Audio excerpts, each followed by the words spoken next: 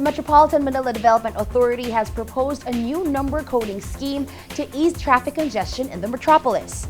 Motoring Forum discusses what it is and if it will work. Traffic in Metro Manila has returned to pre-pandemic levels. Some even believe it is worse. As a result, the Metropolitan Manila Development Authority has returned to imposing number coding schemes to reduce the volume of vehicles on the road during rush hours. It's not the near day-long Unified Vehicle Volume Reduction Program in place before the COVID-19 lockdowns. Depending on the end numbers of license plates or conduction stickers for those without the plates yet, vehicles are not allowed on the road from 7 a.m. to 8 p.m. one day of the work week.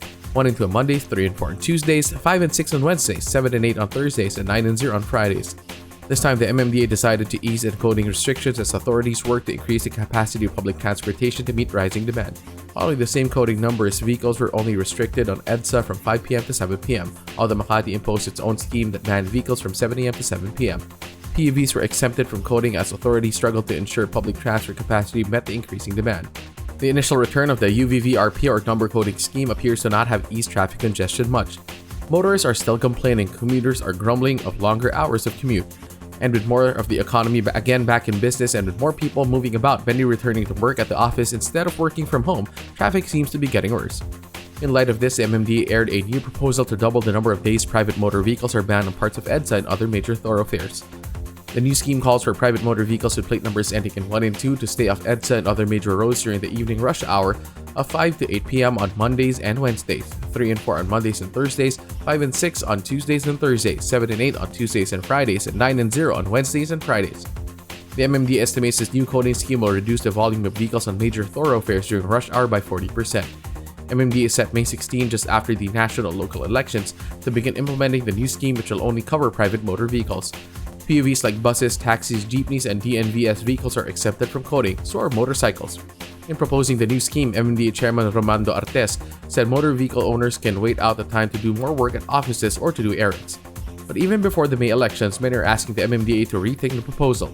Pundits say the number coding scheme affects the middle-income segment most, those who can barely afford cars but still buy them because public transport remains inefficient and inadequate. Denying them use of their cars for 2 days of the work week and forcing them to take public transport is unfair, they point out.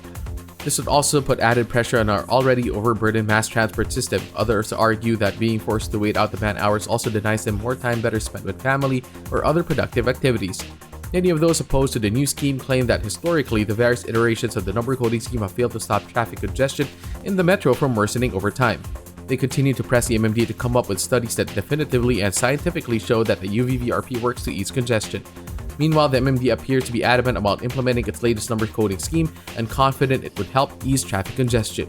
The MMDA is even proposing to prevent motor vehicles owners from going around the new coding scheme by purchasing new vehicles. It suggested that newly purchased vehicles should get the same end numbers with the license plate of vehicles that the buyers already own. Only the MMDA seems to be positive about the new number coding scheme.